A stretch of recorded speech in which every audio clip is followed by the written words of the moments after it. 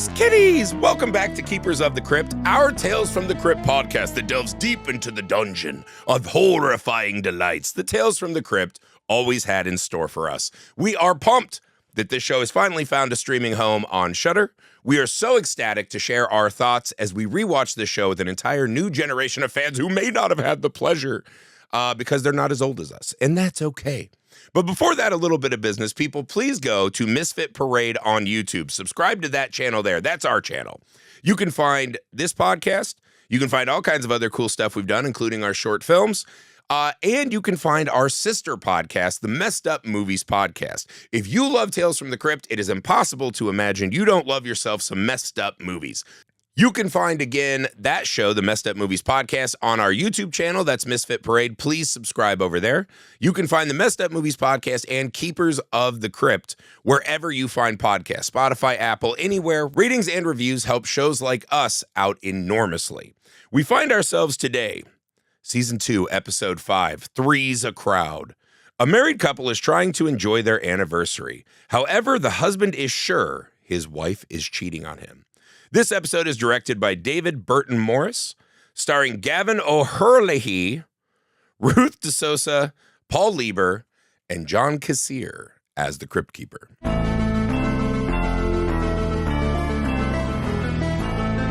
Three's a Crowd. We start off with the DJ Crypt Keeper.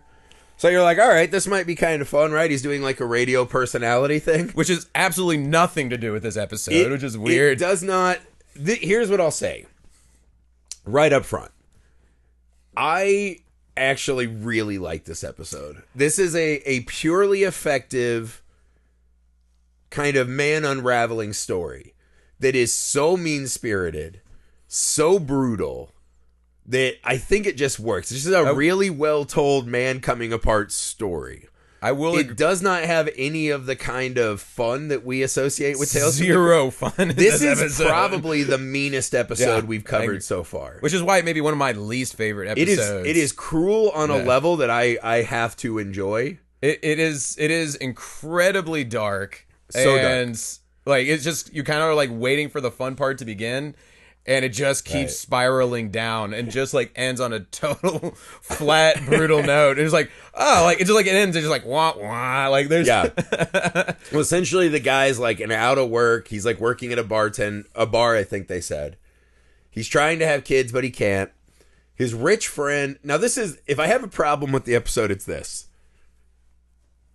I don't think what the guy did is right. What guy did? I don't think the guy murdering his wife? Murdering his wife and friend is obviously not the actions of a good guy. Right. I don't think we can deny that his wife and friend were begging him to murder them. I thought this, not that way, but I was like, there's no way that anybody else would think that their wife was not cheating on him. If you just like called me in the middle of coitus and Amy stopped and talked to you, and then she's like, Cloud's buying me fur coats and we go on yachts together. Yeah. Oh, I would think that you guys were having an affair. Not just that, if, when the three of us hang out, it's just me and your wife hanging out 20 feet away from you, totally ignoring you. And you telling me how you should have stolen my wife from me like 5 times. And touching her every chance I got. Okay, the touching of the other guy's wife. Yeah. And I don't want to sound like this puritanical, like Midwestern husband. But I'm just saying, I don't think it's insane that this guy leapt to the conclusions he did. Do I think that means he needs to kill everyone with a weird crossbow? No. But these people, they're already like, wow, this guy seems a little unhinged and is not sleeping. Right. Maybe I should not be, massaging his wife's thigh in front of him. You know what I mean? Right. Yeah, this guy is clearly like having like issues with the relationship and expresses that to his wife. He's having a complete mental breakdown. Yeah, and his wife just like doubles down. She comes home. She's like, I'm going to be gone for an hour. She leaves for 4 or 5 hours. On their anniversary. And he's like, you are fucking my best friend. And she's like, that's silly. Yeah. Stops fucking him or the foreplay. And he's just like, don't answer that phone on our anniversary. And she's like, it's your former best man. I have to. And then says the line, no, I didn't tell him. It's not the right time. Right. What the fuck do you think is going to happen? Anybody in their right mind would have thought an affair was going on, like, within 10 minutes of that episode. Yes, how about, like, this? How about when he's starting to kind of come unhinged? and he gets a little racist with the guy who's like the groundskeeper, like kind of like runs the estate, right? Oh yeah, like And he's like speak English. and I was Yeah. like, oh, here we go. I was like, this was back in the late 80s, early 90s when that wasn't considered racist yet. I was like, all niceties are out. Now he's just being racist. He's being sexist, whatever. He specifically tells his friend and wife, you guys are fucking each other and ruining my life. Whips a fucking glass out after them. They still say, hey, let's fucking hang out for 12 hours and try the surprise party. And the man is mentally unraveling, throwing racist barbs, breaking shit, and wants to fight both of them. Yep. And come on. And they still call him an asshole. Yeah. For that, when it's like that's like the ultimate gaslighting there. How about this? Neither one of them said, dude, we're not fucking. We're trying to do a surprise for you. Right. Yeah. I'm not. This is the other thing. I think grown-ups that do surprises for each other are children and they need to grow up. Grown-ups have schedules. We have lives. We have responsibilities. Don't add another stressful thing to me. Well, this guy Don't make me think you're running around being a trollop. Right. Just say, hey, we are doing something very special for you in 3 days. Right. Right? We're doing something nice for you. We're just going to hang out with your best friend for the weekend. Yeah. Set him at ease. But they didn't even say that. Like, no. And even like they're up late, they're like, oh, you go to bed. I'm going to stay drinking scotch with your best friend. Yeah. While you sit and drink by yourself. Why? This is what I'm saying. It's so absurd. Yeah. To believe that these people aren't disarming him. Right. And again, even if you were planning a surprise, like at some point, like not once, like once he even has like the crossbow or like she's like afraid for her life, isn't just like your wife's pregnant, we're planning a surprise party. They never like reveal the surprise. Like, well, I'm just saying when she's like, no, you're an asshole, room you're and crazy. you're fighting, right? Do the bro code and just be like, hey man, she's trying to set this thing up for you. Right. Yeah. Just be ready for tonight. Stop drinking. Right. Right? You'll have all your answers in 10 hours and you're gonna be happy. Don't say another word. Right? Yeah. It's not. This is what I do wonder though. Is the episode telling us that those two were fucking having an affair for certain? I mean, and that he's the one who knocked his wife up and not the husband. Yeah, that's how she got pregnant. And so she's saying it's his baby, but that would have been a much more interesting twist. All of a sudden just got her pregnant. He talked about how he was like barren, right? He couldn't get her pregnant. Right. So I was like, maybe, just maybe, that's why they're not saying hey, we are not having an affair. Is that maybe this is not his baby, but they're going to like fucking rope-a-dope him in. Right. I mean, that would have probably been a smarter way to like include that. Would have made the story a little way more believable. But even at the end, like the Crypt Keeper's like, that's what happens when you let your imagination run away with you. I'm like, no. Yeah. Like I would have thought How about the exact same thing. The first time your partner says, I think you're cheating on me, you can go, that's absurd. Like, grow up. This is crazy. The second, third, 10th time, you have to bring receipts and be like, I swear to God, I'm not. Right. Check my phone. Here's where I am. Right? Like, you have to. And again, there are those partners that are abusive in that they so want to micromanage your time. Oh, this guy was not a good guy. He was definitely controlling. Well, okay. For sure. Again, I understand she's like, I don't want to call you when I just go from Cheesecake Factory to Starbucks. Like, that does not need to be something you know. If he's saying, I think you're fucking my friend, I think it's okay to just put that to bed. I'm not. Right. I'm not. Right? And maybe it's because he's a repetitive nuisance with it. That they're just like, we're not playing his fucking game anymore. Maybe he's been like this forever. They're just being obstinate at that point. Yeah. There's like, we're not gonna let this guy get his way just because he's throwing a tantrum. I think a lot of us do shit like that. We draw lines in the sand. Right? You have this all the time. It's like, oh, I have a troubled family member, right? I'm going to cut him off. Mm-hmm. But then you can't, you don't, right? There's entanglements. You never assume, oh, my, kid brother stole $100 out of my wallet and did heroin, in my kid's car seat. Like, he's cut off from the family. You think that's going to be like 2 months. You don't imagine he's going to shoot you with the crossbow. Right. So I think they might have been sick of his shit. I don't know. And we're just like, I can't deal with this guy. He's not going to shoot us. We just need to leave him alone for a little bit. It seems like that they were way too attached to the idea of a surprise that they should have let go. I agree. A long time Which ago. makes me think they were nefarious in a small way. Here's like they were trying to drive him nuts. Like you thought. This is another thing that I I don't understand, because the next 3 episodes that we talk about all had this like sexuality gone awry, right? Yeah. Where it's like affairs and, you know, that kind of shit, right? I don't think I have it in me, right? If my wife Amy came home, she's like, you know what? I was fucking other dudes. Like, I'm out. Like, you weren't doing something for me. We've been together too long. I need fulfillment. I would have one of 2 reactions, I think, in my brain, which is one is like, damn. And I'd be like, how many guys did you fuck? I'd write that down.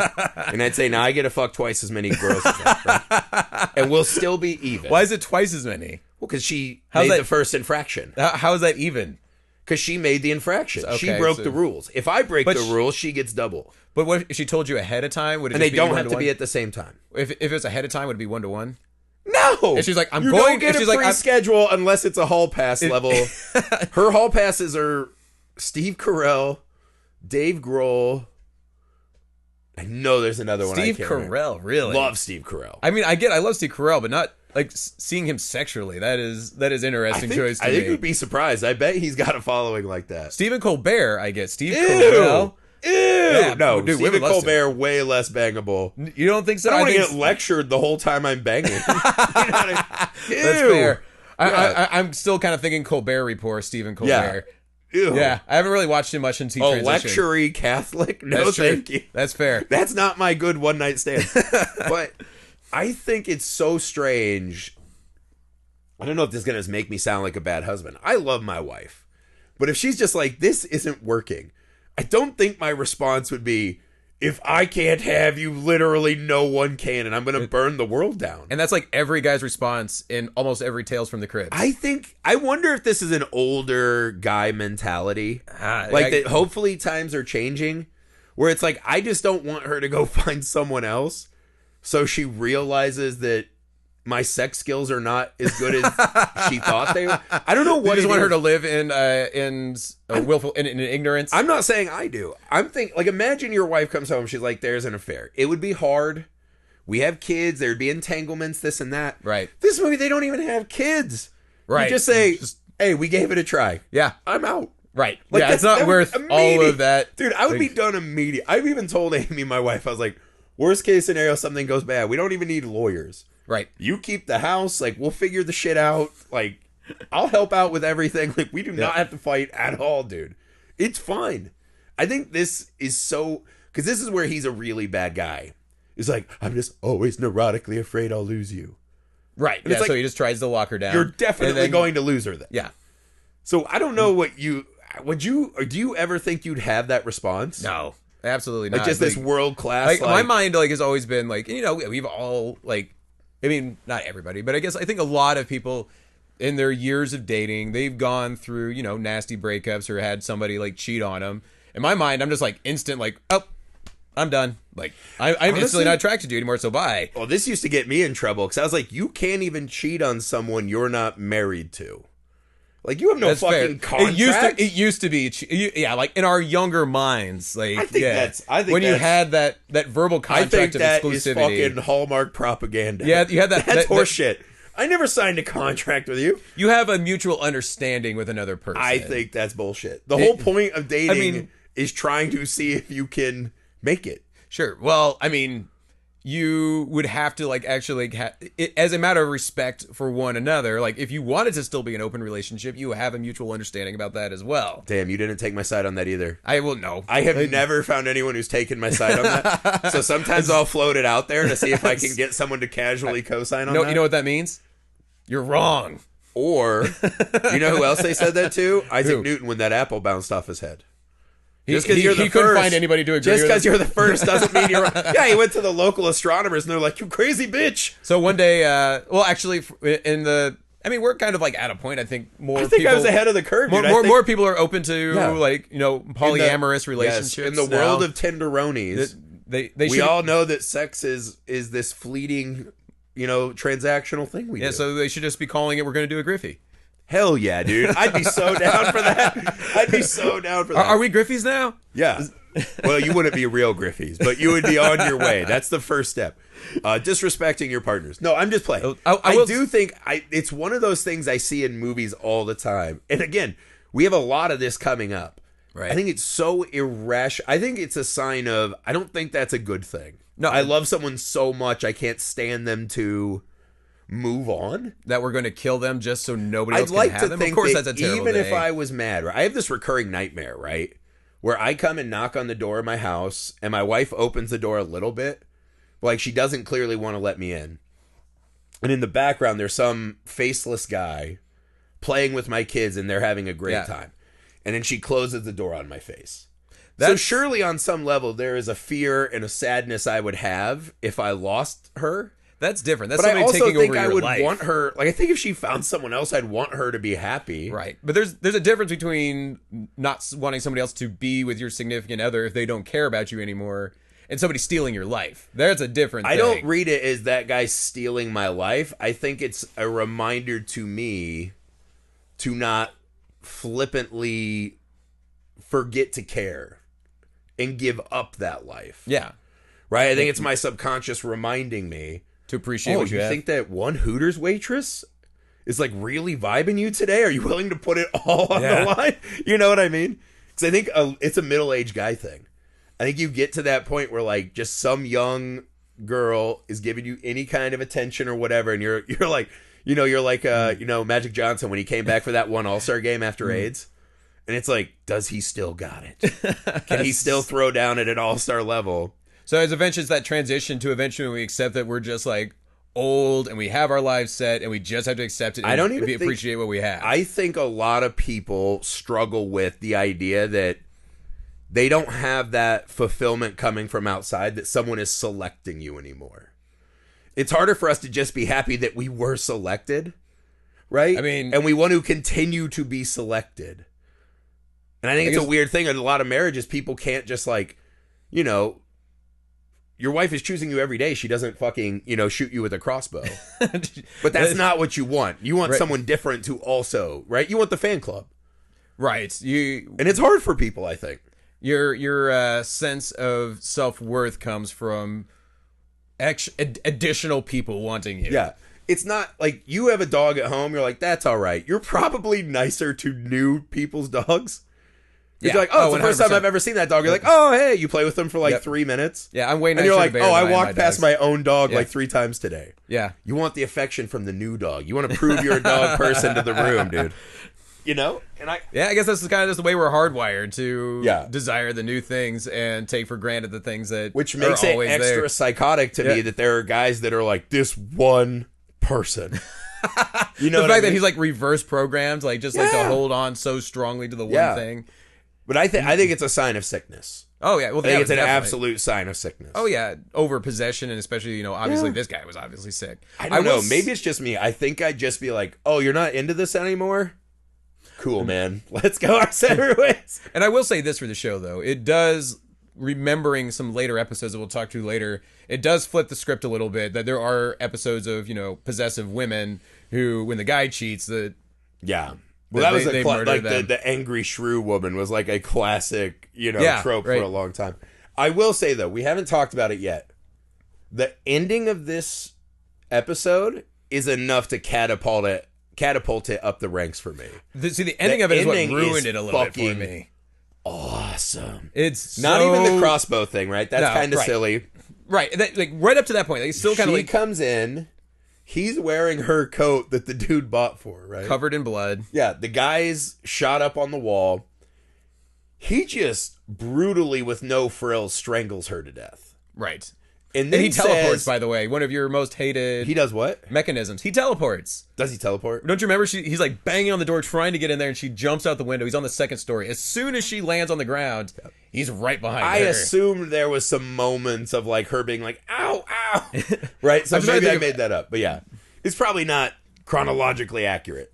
But also, you can't just jump out of second story windows and then take off sprinting. That's another thing I hate in movies. I don't know. I've never tried it. 50-50, it's going to go very bad. See what happens if I fall 10 feet. You're not a heavy guy, but at your age. But she's not either. Right, but she's also older. I don't know. I have a hard time telling if she's anymore. over 30 years old, that's probably a fucking crippling fall. Okay, fair enough. If you're like 22 and you're like she's not 22. Cracked out, you can do it. They said they were married for 10 years, so she's... Yeah, she's old. She's old. Well, he's younger than us, but old. Right. Yeah. But so he fucking strangles her, no frills, right? Yeah. Says this, one of the most horrifying lines that Yes. will ever be uttered in Tales from the Crypt. Let's go to his shack, right? His fuck shack or whatever, and work on this baby. That's what he says. I was like, After Jesus Christ. he like, specifically strangled her to death. Yeah, he was going to go fuck his dead wife. We were like, And then drags her corpse out to the house. And I was like, this is so by depraved. By the neck. But Not by the neck, by the hose yeah, attached to her neck. so insanely depraved. In the final image of him opening that door to all of these fucking middle-aged people cheering, and it says, "You're gonna be a dad." Yep. So he strangled his wife, who is pregnant with the kid that he wanted, maybe put there by his best man, subplot. But as the movie's telling us is that is his kid. Right. And that they're celebrating him. And because these people just would not tell him that she's pregnant and disarm this whole bomb. Right. That scene of him just looking at all of them, and there is this moment where he drops the wife, and there is this unceremonious thud. Yep. That is so fucking depraved. And it's, that if you're a horror fan, that is the exact kind of imagery and subversion of norms that we live for. Yeah. No, it's a great horror scene. I will give it that. It takes away everything, though, I love about Tales from the Crypt. Like, why? Because it's so mean-spirited? Right. It's so mean-spirited and dark. Like, the things that you love about Tales from the Crypt is it has scary moments. It has very interesting, innovative moments, which this is. But in some level, it's fun. This was not, like, up until, like, when he's, like, with the crossbow, he shoots the guy. He's going, like, kind of spiraling to madness. Yeah, there's, like, kind of some fun elements. As soon as, like, he strangles his wife, says he's going to... He kills her, kills their unborn child, and says he's going to fuck her dead body and drags her into this party. And just like you said, like the way they set the scene, like I was just kind of waiting for like the carnival music to kick in that like is traditional for Tales. But they don't. It's just silence. That fucking thud. And then it flashes to the Crypt Keeper going, surprise! And like, Jesus! That's funny. That one is funny. Right? The only moment more depraved would be when they... But see, they pussed out. When the Crypt Keeper's like, I assure you he didn't kill the kid in the Santa episode. Oh, right. They didn't on this one. They didn't this push one, out it's on this like, one. oh yeah, they're dead. Yeah, all dead. Like, he just killed an unborn baby. Wearing his wife's coat. I think it's such a perfect image that I appreciate what this one is. Yeah. Because again, there's a lot of these cheating, jilted lovers, right? Right. There's a lot of those episodes in Tales from the Crypt. Yep. This one stands out because of its pure brutality. I can't disagree with you there. And so I think there's something to that, right? Again, the next ones we're going to get into are a little cheekier. Right. Right? This one just really goes for it. Like, just really shows you, like, what that, like, killing your wife, losing your fucking mind looks like. Yep. Unadulterated. Fucking awesome. I have it as one of the higher episodes. Awesome, I do not. I wouldn't say awesome, but this is the thing. We're horror movie people, right? Yeah, it's we just, dabble and we want to confront and stare at those kind of images. I don't know, and that delivers one in a way that a lot of Tales from the Crypt, by trying to be funny, don't reach. Right. So this is like a horror movie moment you could stack up against like the great horror movie moments you've ever seen. Sure, it just kind of edges on that line of, you know, good horror and entertainment and depraved. Like it's just like right there on that edge. All there. I mean, there's a lot of stuff that pushes that boundary, right? Like that movie I watched on Shudder, The Innocents. That is just The like Innocents. I like The Innocents. Poor kids fucking hurting each other. It's horror Akira is what that movie is. It's a horror movie of Akira. It's hard to watch because they're children. Right. You know what I mean? You're like, oh my God, they're going to fucking actually murder kids.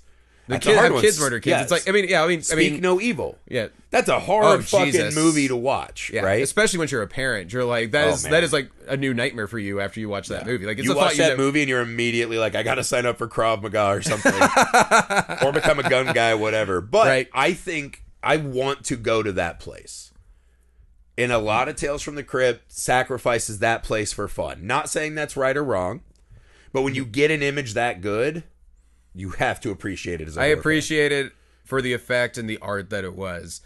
But again, it's not quite to the level of watching like Human Centipede 2, which is just gut wrenching and awful, and just also, literally this way is past that only depraved 23 minutes. Right. Yeah. Wait, that is definitely a movie I will never ever watch again and have zero appreciation That one's cheap for. though, because they don't earn the images. It's just in your face grotesquerie. Yeah, right. That's true. That's true. This one actually kind of it's one much sends you more on the subtle. journey. I would say Yeah. it's way more subtle. Yeah, it sends you on the journey. Yeah. But that's it for Three's a Crowd. Three's a Crowd? Three's a Crowd. All right, so we have a bunch of these. We're planning these. So every Saturday, guys, rejoin us. Next week, we have a lurid love tale involving two not attractive men fighting over a model. So that'll be the next one? week. Yeah, that's Okay. the next one. So stay tuned with us, guys. Every Saturday, we will be here to watch and talk Tales from the Crypt with you. We hope you guys are enjoying the show. If there's anything we can do to help you enjoy the show more, if I could talk, that would be my number one critique of the show right now, if I could say words. If there's something we can do to make it better for you guys, let us know. We would love to hear that. We talked about maybe by the end seeing if we can get some guests, this and that. So we're John Kassir, if you're listening. Yeah, we're going to get John Kassir. We'll at least pay him to do an intro for the show.